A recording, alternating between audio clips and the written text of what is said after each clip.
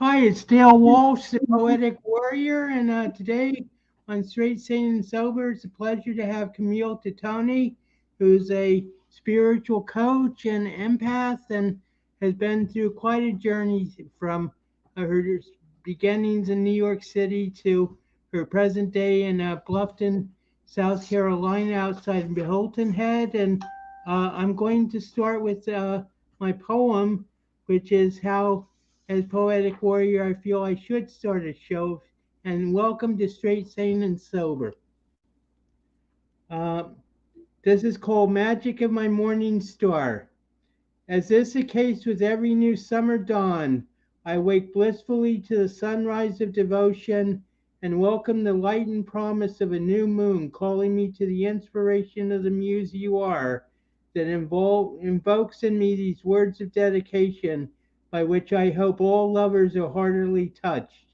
Even as the evolution of the planet continues to unfold, pulling humanity into radical change, and the ghost of the male dominant present is snatched into the abyss of pure oblivion, while I celebrate the liberation of the female race, irrevocably growing into its destined divine space, of which, beloved, you are the holy archetype, with your natural nurturing maternity, enticing me to adore the diamond of your purity, reflecting the kaleidoscope of drops of dew, sitting on the grass of the manicured lawn of Jesus' promised mansion of heaven.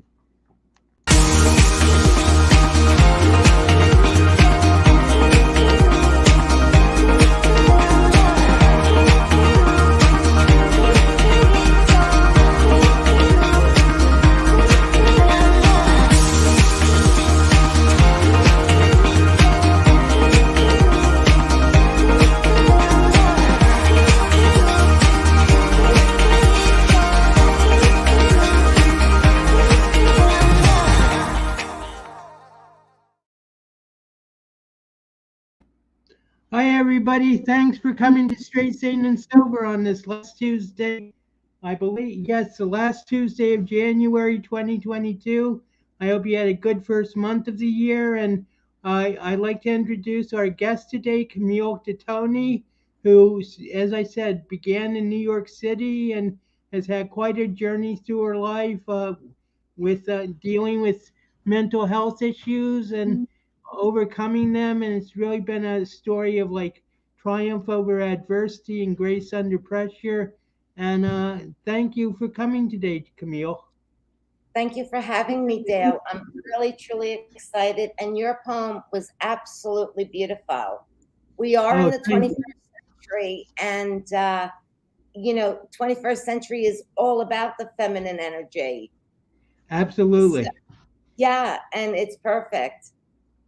Well, I've had a lot of women react to that. They say, I don't see how a male can like be so, tuned into the feminine. But uh, thank you very much. And so let's get started.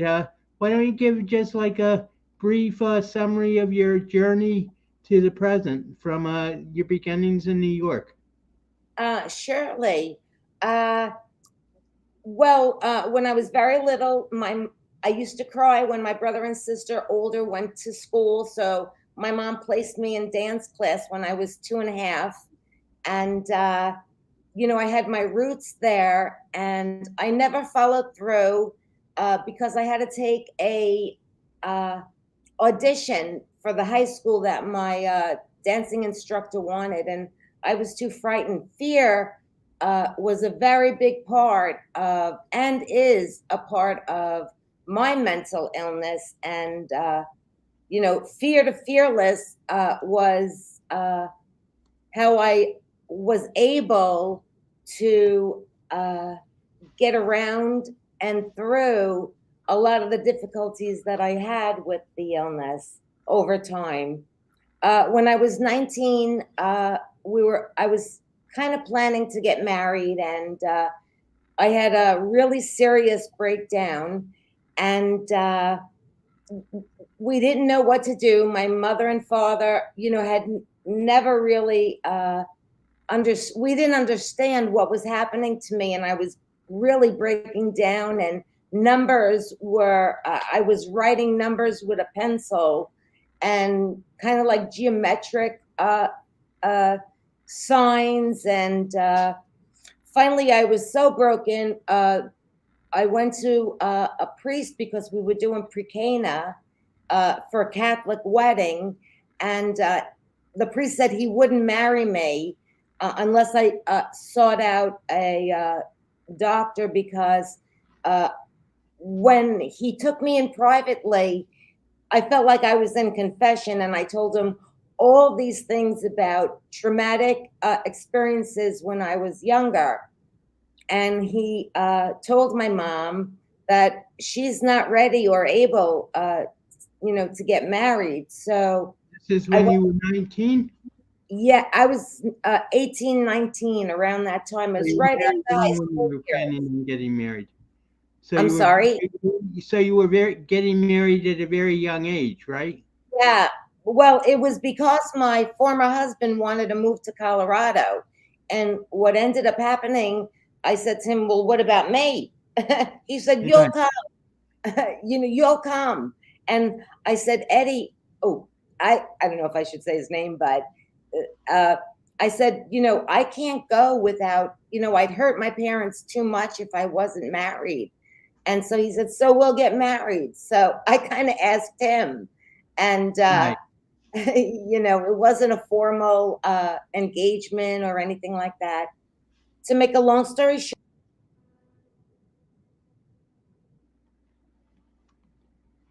We seem to have lost her, so let me uh let me see if I can raise her.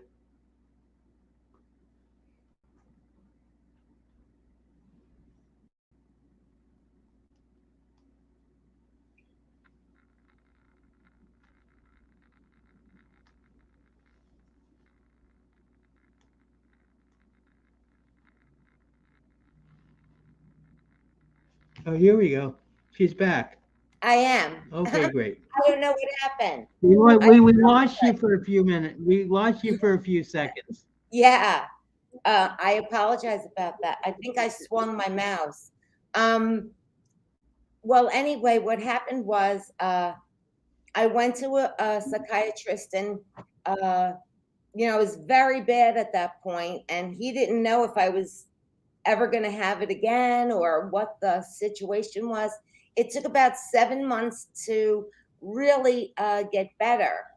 But from that point on, I was really very bad in my math skills because of the number factor. And we ended up marrying. We were only together 8 months out in Colorado. And I ended up going into the hospital there, again, having a breakdown. And he sent me back with a one-way ticket saying, you'll come back. And I never went back. And so the marriage dissolved about, we were only together 8 months, but it dissolved through a divorce about 3 years later, actually. He went through a very bad time. He wanted to get back together about 5 years later. And I said, I'm not going backward. I'm only moving forward with my life. By that time, I was working in Manhattan at a very large international insurance company. And after that, we went to another brand new company. I joined my boss, but I was very unhappy in corporate. It just wasn't, it didn't fit me well. So I went to Hunter College, and from there, I ended up having a very poor spine, and I had no insurance. When I went back to college, I was 25, so insurance wouldn't cover me. My parents couldn't cover me on their insurance. So I ended up going back to what I knew, which was secretarial. Right. But I was never happy, and I was a mediocre secretary, honestly. I really, on a wing and a prayer, I got through, and Right, right. everybody liked me, so I kind of made it okay. And But yeah, he didn't know how to handle me. And I remember at one point, right before I went into the hospital, I was in the tub because he said, relax in a tub. And I said to him in the tub, I said, am I supposed to kill myself? And he just walked out, Right. didn't say no, didn't, left me in a full tub, but I didn't do that. And then I wound up in a hospital. I blackened a nurse's eye. I was in a very angry state at that time. But when I came back to New York, my psychiatrist, who had previously saw me before the marriage, he had to write a letter saying to the priest that I was okay to get married, and the doctor didn't want to do it. But I said, then I can't get married. And he said, well, I can't guarantee it'll never happen again. Is this the same person you were going to marry, or Uh, this was the doctor, and it was the same person. Yeah, I was only married the one time for 8 short months. right, I've had other relationships, but never in a marriage again. right. Uh, so I went to one of the last companies I went to was a really international corporate Manhattan based company, and I had to go out on a short-term disability, and I decided when I got back to tell my VP, my boss, that I had a mental condition.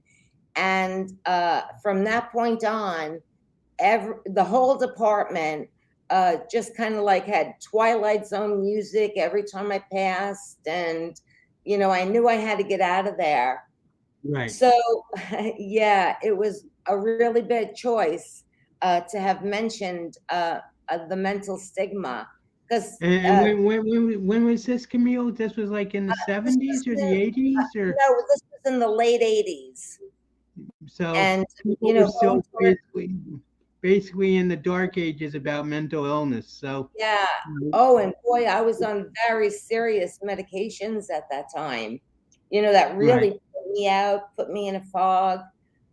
Thankfully, the medications are much more uh, conducive to living a normal life. And just recently, I'm very excited. I got off a medication that I was on for quite a few years that was an antipsychotic. And my current doctor here in South Carolina said, you definitely don't need it. So I'm only on a small, dose of an antidepressant. And I'm hoping soon that I'll be strong enough and well enough mentally to even get off that. And, through nutrition and my right. spirituality, just, continue on in a very healthy and well way. Right. So, uh, one thing we talked about discussing is the stigma that you've come across because the motto of mental health warriors is and mental in the stigma, and uh, so I didn't really encounter it that much because I basically always was able to be sociable and everything, but. Why you tell when did you first become aware that you were maybe different or that people like perceived you Uh, differently? well, when I was in eighth grade, the movie Love Story, with Yeah, Ali McGraw and Patrick O'Neill, Ryan O'Neal. Yeah. Ryan O'Neill. Yeah, That movie struck me really intensely. And the nun that I had called up my mom and said, I think there's something you should check into for Camille, because she's taking it, way too literally and seriously. And she felt there was something to look into.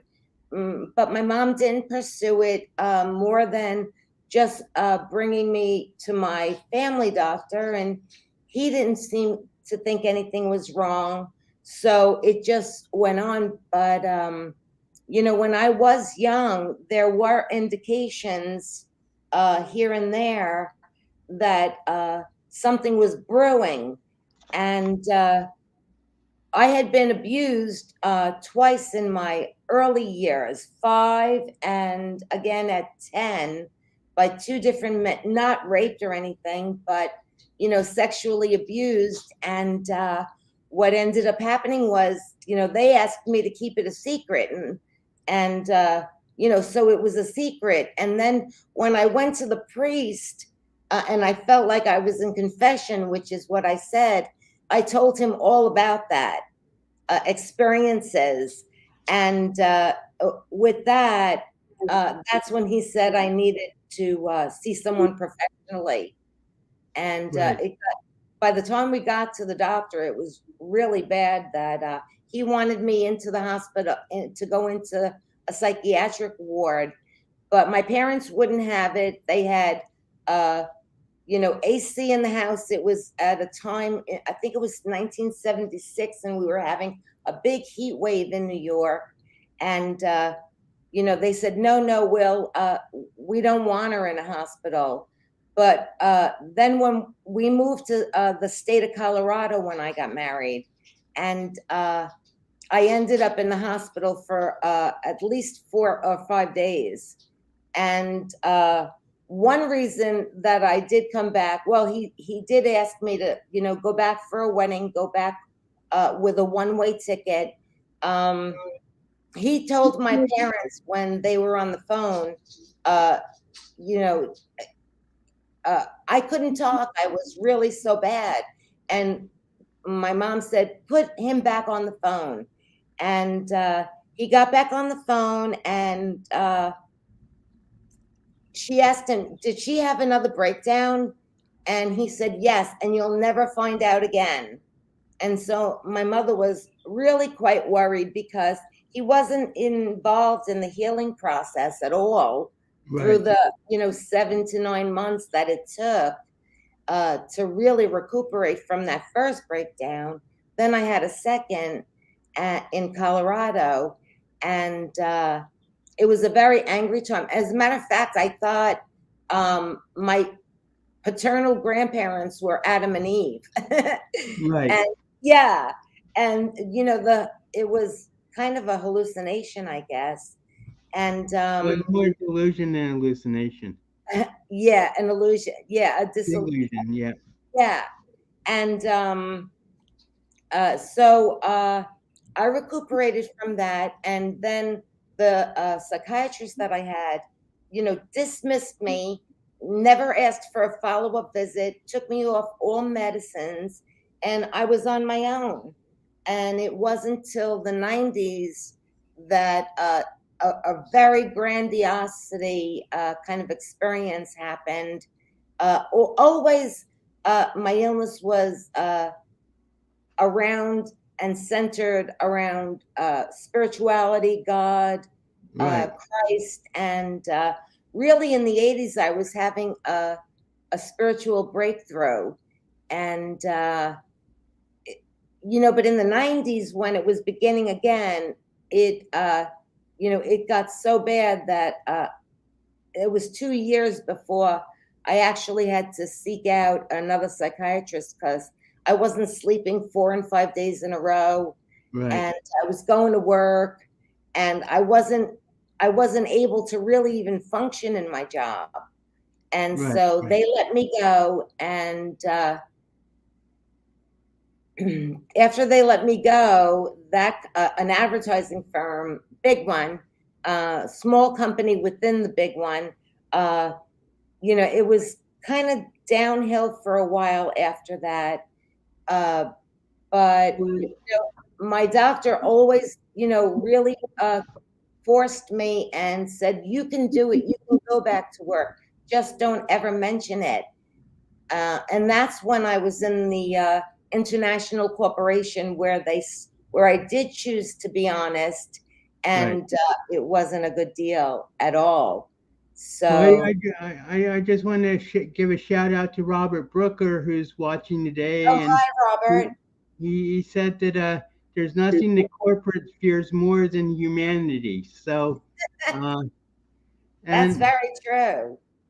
I and I actually worked for Sears for a while, and I was honest about with them about it, and they were pretty understanding. But that's like a different situation. So, uh, because it's not like that intellectually based, where a secretary is and everything. But Yeah. uh, so it seems like you said that most of your illness has been based in spirituality and delusions and thinking grandiosity and everything.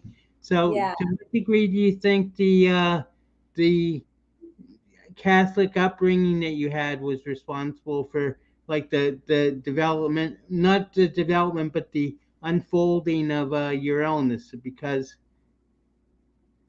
Uh, well, I'm not sure about that. That's a good question. I never really, put any real thought into it. But uh, I don't believe so because, you know, uh, m- my way was always very, like God and Jesus were like definitely friendships to me. I never kind of felt, sinful about it, or I didn't really take all that and resonate with it because I always felt, God was our friend and right, Jesus was our friend. And then after years in college, I went back to college after full time work. I wanted to become a dance therapist, right, and uh, but then my back was so bad that I couldn't continue. And then I went back to what I knew best was, administrative work. But it was a real unfolding over years of, just having a spirituality and a really close relationship with God. And then I took a philosophy of religion course in college, and we explored, like, I guess about 7 or 8 of the really main religions. And, so I opened up to a lot of what resonated with me on an Eastern philosophy, as well right, as, the Western uh, right. religiousness. And So, so Adam has a question. He says, "What does being a part of the mental health warriors mean to you, and what has being on our platform taught you?" oh my That's gosh, I really do want to be part and parcel of the eradication of the misunderstanding and the real stigma that uh, exists with mental illnesses, because most of the you find people on the street, they're always saying that and they've done bad things, but if they were to take a medication and kind of get in line with understanding and accepting what they have, right. uh, it would be a whole different experience for them. And it really is important for me to be one of those who speaks about the wellness that can certainly come with time, effort, and nutritional value, and really a spiritual aspect. I think is real important too. You know, it, I I agree. mhm.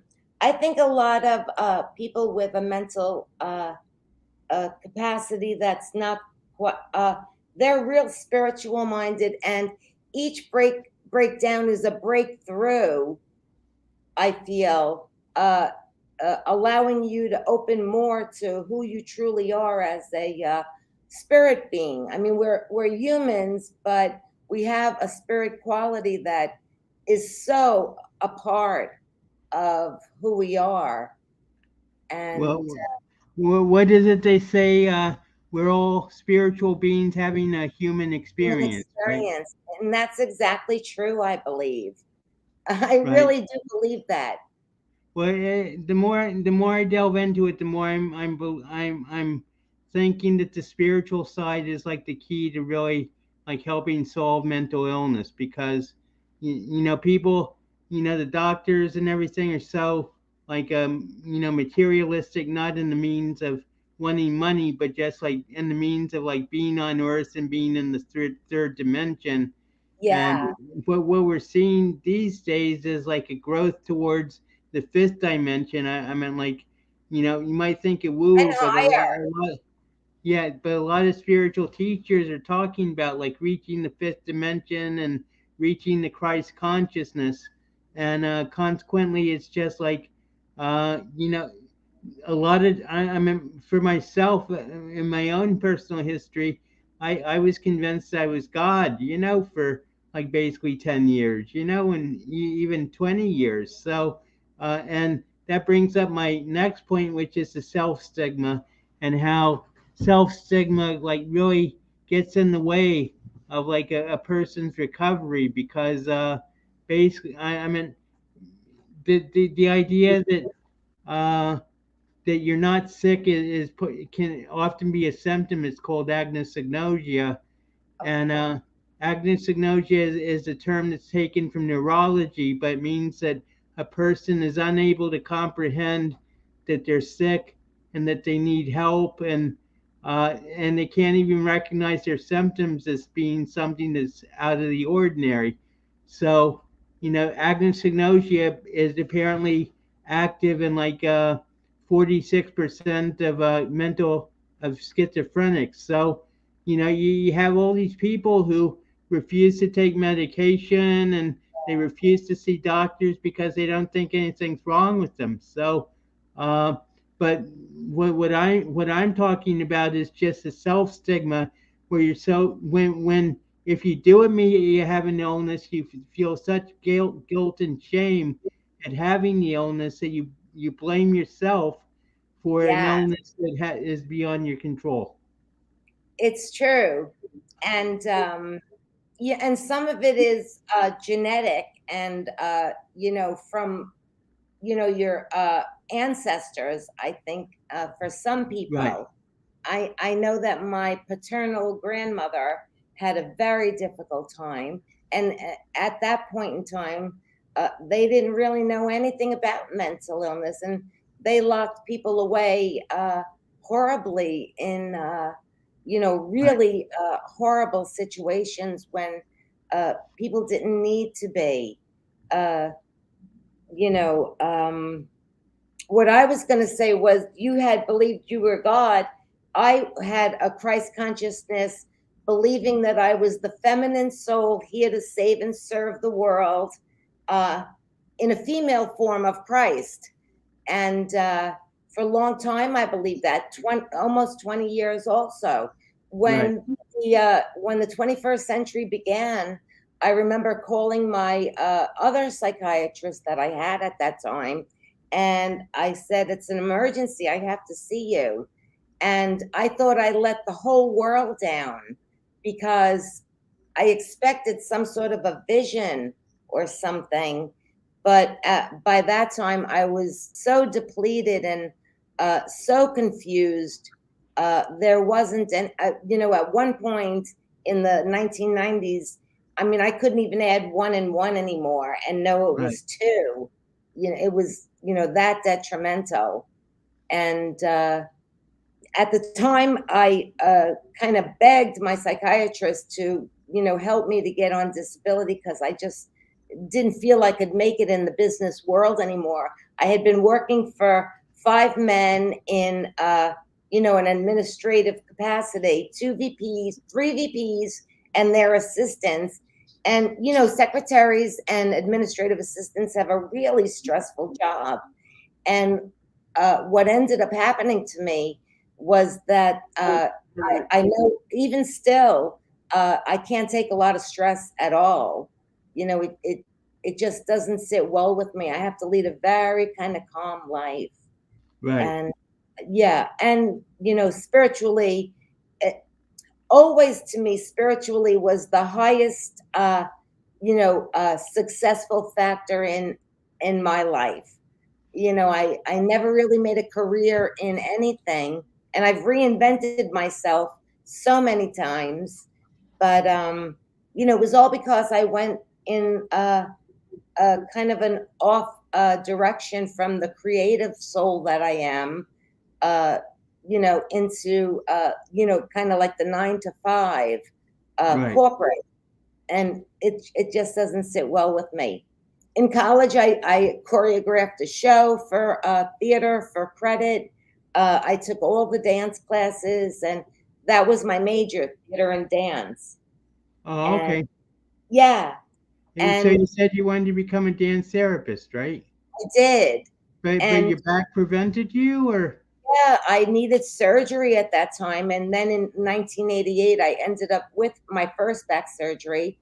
I've now had 3. I just had one in December, wow, and I'm kind of in the healing stage still, because I had in October, I fell right here in this room, and one leg went out straight, the other was like a pretzel, and I knew something was broke, and couldn't get up. And I had emergency surgery the next morning, so my femur cracked, and I have a rod and something at the hip that swings to allow me to freely move my leg. He said it was a mess, and the last thing I remember him saying was, "You may need a cane always," and I said, "No way," and I was right, out, you know, and uh, and then in December it was quite a shock because it was a very rare diagnosis, if I can remember it, uh, Achena equina. It means in Latin the horse's tail. It's at the very bottom of the spine. And when the doctor operated on me, he said that my canal was so tiny, and really the bundle of nerves was really in a bad way. So I'm right. kind of still healing from all that, but it's all good.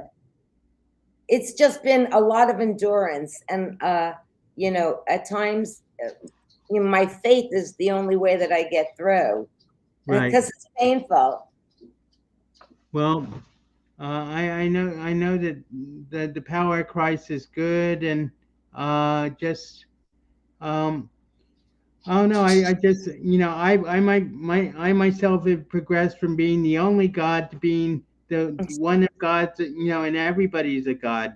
So it's just a matter of helping Absolutely. them realize it. And so I'm like very, when people say, that I'm God, unless they push somebody off a subway platform, which has happened recently in New York Yeah, City, I you saw know, it.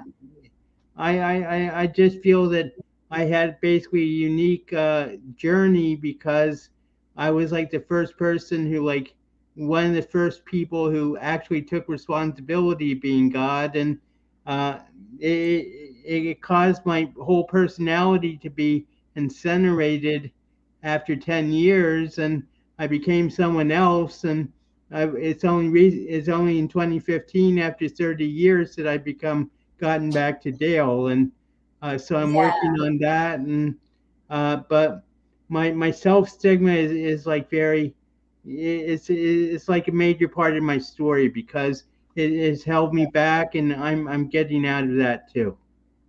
yeah. Well, I know for when I was having my Christ conscious experience in the 90s, and when they let me go from the advertising uh, position. As a matter of fact, that morning on the subway, I prayed for them to let me go so I could work more on perfection.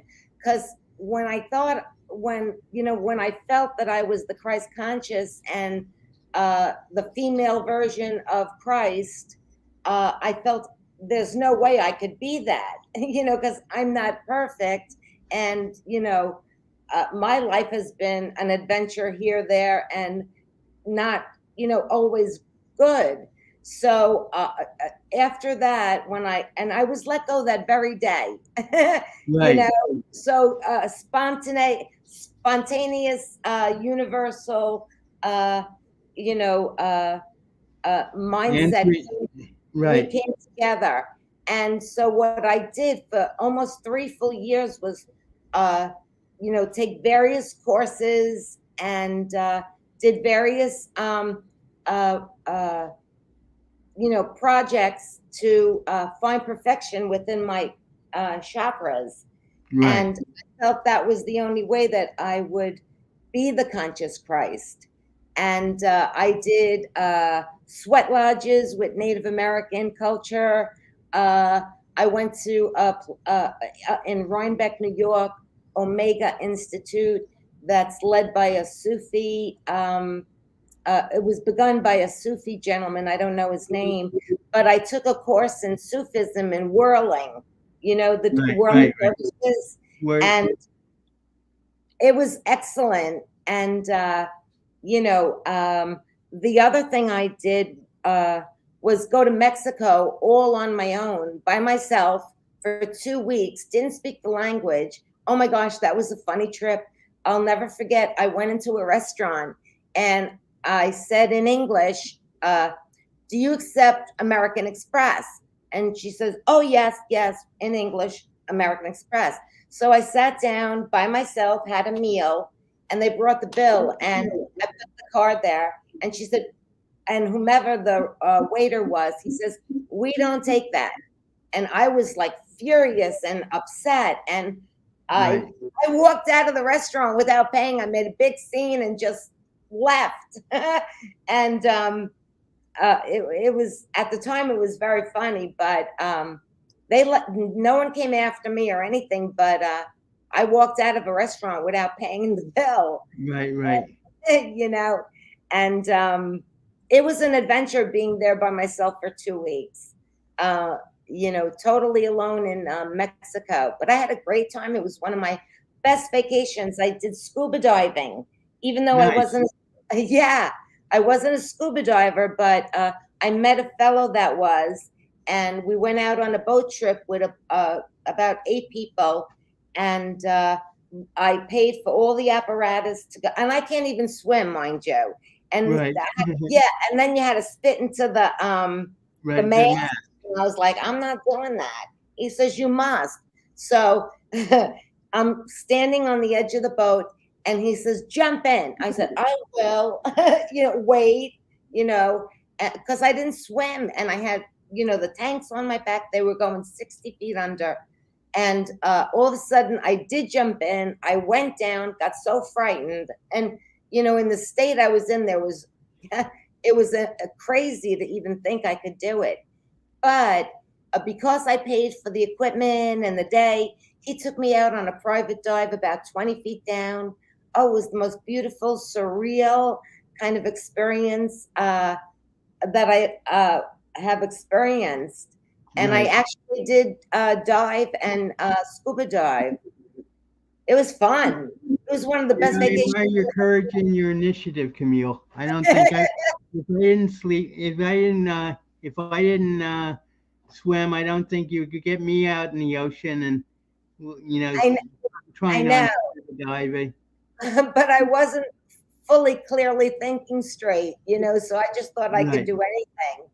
I right. had that manic kind of, feeling that, I was safe and I was Christ. So, there was Well, no way you, I was going to die. you bring up an interesting point, which is that part of delusion is not only do you feel that you're like a special person, like I thought I was God, and you thought you were the female incarnation of Christ, but Yeah. the delusion causes you to want to prove it all the time. Yes. Well, I really felt I really needed alignment and perfection. And, it snowballed, and I picked up this whole thing that when I perfected myself through the balance and harmony of my chakras, there would be a rainbow at 4:13 in the afternoon. So every day I was waiting for the rainbow, and and it was never coming. Right, right. Yeah, and it was a lot of pressure because I felt that the world was waiting, for me to find my own perfection so we could move on, and the world would change and peace would come. And I still believe that, not me, but spiritually, I do believe that we're in the age of Aquarius, we're in the golden era, that, miraculous things will happen, even though the world is in such a dark state. You Right. know, I truly do believe there's miracles everywhere. I mean, from the sunrise and sunset and nature and the balance that exists there, that's really amazing when we notice it and are aware of it. And spirit is always giving us signs. Well, that's the thing. You have to be aware of it. You have to notice it in the first place, because Yeah, otherwise, increasingly people just worry about what's happening on the news, whereas they don't look at, the world around them and say, be filled with wonder at it rather than fear and, yeah, and all these emotions that people seem to be trying to create in us. So it's I mean I'm not sure if I really thought that I was going to change the world, but I felt that I was changing the world, and I would meet the people that I'd need to yeah, change the world. And ultimately, I'm basically in Hackensack alone, but I have a great social network, and I think everybody's basically working for the betterment of the world, even those who are like portrayed as being evil manipulators, yeah, because yeah. they're the creations of God. I think everyone is inherently good. It's just a matter of, losing the negative qualities that really, and part of mental illness uh, is filled with a lot of negative, like fear is a big one for me. Uh, there have been a lot of negativity that I had to, redefine and make it into the positives all the time. And we are truly divine energy. I remember reading Shirley MacLaine's books, probably in the 80s also. And she did say, if you feel comfortable, you should say 3 times, I am God. I am God. I am God. And, I don't know how they were received, but I received them with my whole heart and soul, reading her books, Out on a Limb, and another 1 or 2 books that she wrote. And yeah, I think we're 20 years, 22 years into the 21st century, and at 2000 and 2001 was when I really felt that I let the whole world down. And but it wasn't meant to be for me to have such a pressure and weight on my shoulders that it Right. was only me that was going to do it. Now I know it's the whole spiritual world that together, we will, I think, achieve a beautiful state, and realize that, heaven is on earth, uh, right here and now, Already, you know. already. Yeah, So I do. that's very true. And I just so we have about like let me see. I'm not sure how. Well, we have about 15 minutes left. So, are there any ideas or that you like to explore? To like help enlighten people as to the purpose of your journey. I mean, do you find it? Do you feel there is a purpose to all you that you've gone through? Oh yeah, I think I think God fashioned and designed each one of us to be so unique, and yet we're one whole soul. Every part of every breath of every person, and the animal kingdom and the mineral world kingdom. Uh, we all, together, will, I believe, Contribute. allow it. I'm sorry. Contribute. Yes, contribute to us being one soul force. Right. And a vision that I always had was that if we can do it, and at a particular time, with a conscious breath of breathing, we can uplift ourselves to the fifth and higher dimensions, all as one. And with the book I'm writing, that's part and parcel of what I'd like to, allow to come through in my book. So why don't you tell us about your book a little bit? I'd be very interested in that. Thanks. Well, actually, the reason I'm writing a book is because I had a dream, and in hindsight, I really feel it was my higher self or a higher being that said, write a book. And I woke up and said, I will write the book, really angrily, because they know my personality and character, that I'm a procrastinator. And I found a sand dollar shell, and that's the name of my LLC. I have a new company that's going to come on board, and it's called Sand Dollar Expressions. And my working title of the book is The Light and Shadow of a Feminine Soul. And Nice. yeah, thank you. And it'll absolutely because I believe in astrology, numerology, because I really have now a wider range of not what only Catholicism exists of, but what resonates with me is a lot of, like I said, Eastern Western kind of Right. The integration. yeah, integration, exactly. And So what's your basically spiritual point of view that you're taking for the book? well, the book has kind of gone through a few variations and ideas. I want to, because I want to, from experience and from having had a very low self-esteem, I want to create, rekindle self-love and compassion for the self. And so with that, the light and shadow of a feminine soul is going to show, from fear to fearless, and all the negative qualities that I had and went through to find the, positives in everything. And really have, with help, with teachers and mentors, changed my outlook upon myself, and upon even more so about what the universe is all about.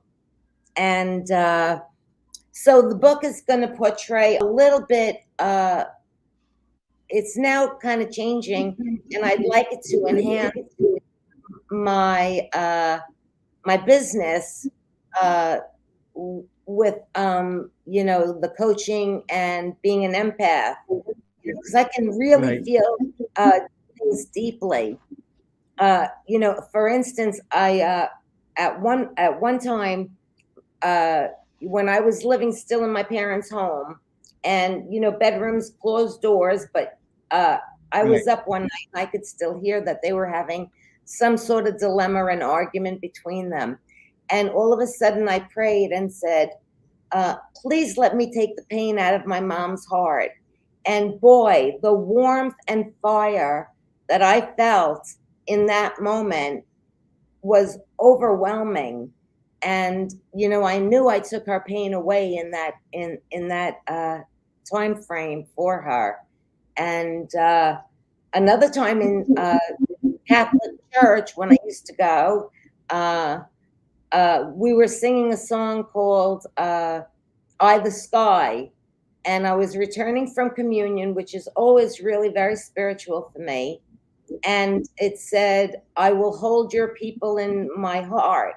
The song said those words, Right. and my heart chakra really expanded and opened in that moment. And I did pray, "I will hold your people in my heart."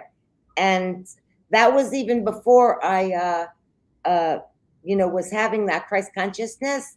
And the movie Stigmata and some of the saints. I don't know if you're familiar with that. I'm That they not have familiar with that. that movie. No. Well, Well, I there. know what stigmata is, where you have the wounds of Christ in your hand, right? Yeah. Well, in the 80s, when I was really beginning, um, there were three scars. They've since gone, but there were three scars, two on my hands and one on my foot. And it crossed my mind. I said, "Oh my goodness." I said, "That's really strange for me to have, these scars right there where they say, the stigmatas come."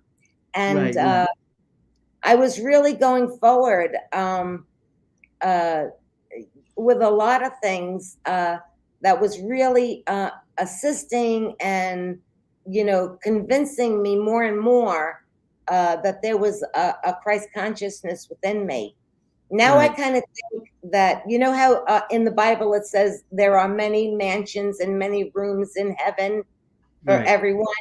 I think our heart actually has many mansions, and each of us can reach enlightenment and have that bliss.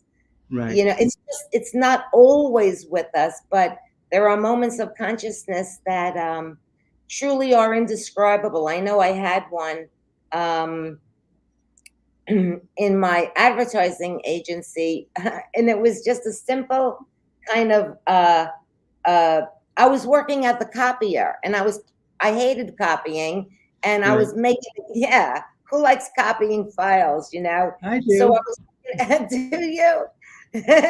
So I was making a game out of it, and I was like, the file goes in, the file comes out, the paper goes in, and all of Right, a right. sudden, oh my gosh, I uplifted.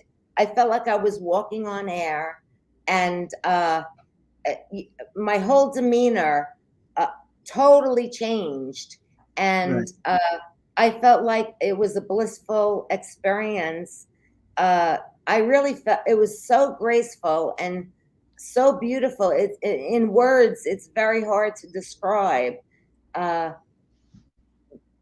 Well, but one thing you bring to mind is the Shakespeare quote about there is no good or bad, but the thinking makes it so. And you yeah, said your book is the light and shadow of a feminine of a oh, feminine. So that's the thing, that you can't have light without the shadow, because no, and uh, uh you and really it's just you until you really come full circle in life, have right, experienced the worst and the best. And, I really feel several times I've come full circle in life. And I want to share that. And that's what the book is about and will be uh, finally when it's finished. right. Well, that sounds like a good place to stop. Why don't you just repeat what you just said, because that seems a good place to for us to stop for the day. Uh, but you've come full circle, and Yeah, full circle from the light into the dark and into the light again. Uh, you know, and that's I believe how one does reach a kind of enlightenment and bliss. right, It's in those conscious moments in awareness, and when you see the leaves uh, and the sunshine uh, blowing in the wind, and it fills your heart and soul, and you're uplifted in that moment. right. Yeah. Well, uh, okay. Well, thank you very much for joining us today, Camille. Why don't do you have So, any way to people Is your coaching business up and running yet, or is that something in the future? Not yet. You know, the fall kind of stopped my life on Right. October 6th. And so once I fully heal after PT and OT and, you know, get myself back in line, yes, I will be beginning. But as of now, I have a writing coach and the book is coming along. And, you know, I would say with in the middle of this year, my course will be up and running, Okay, and great. yeah, So, just a little housekeeping. Adam wanted me to remind people. First of all, I'd like to thank Robert Brooker for being such an active participant in the chat. And you're welcome. Thank you. She said thank you, Camille and Dale, and you're welcome. And let me just try to find this message by Adam.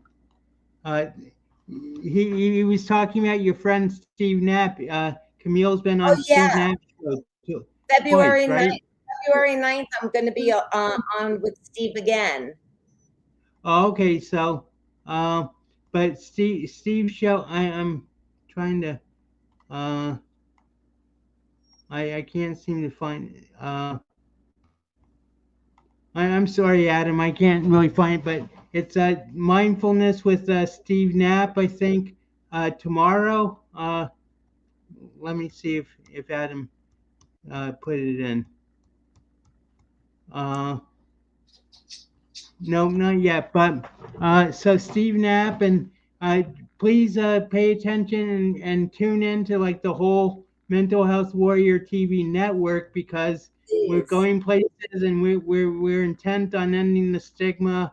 And thank you very much for joining us, and thank you, Camille, and You I did. thank you for joining us for Straight, Sane, and Sober.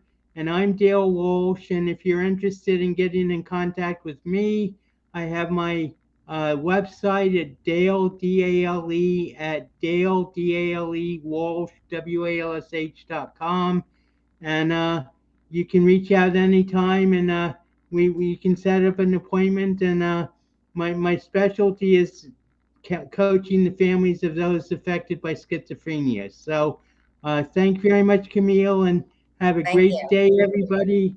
I think we're just about at time anyway. So thank Oh, you, okay. Camille. Thank you so much. It was great, and I enjoyed you very much, Dale. I enjoyed it too, and we'll have to do this again. And as you say you're on Steve Knapp on February 3rd. 9th. I believe it's a Wednesday. I'm not sure. February Okay, 9th. and that's quite a time difference between you and Steve, right? It's Yeah, I'll have to be up at 5:30 a.m. Well, that's dedication. time. Okay, thank you very much, and have a good day, everybody. Have a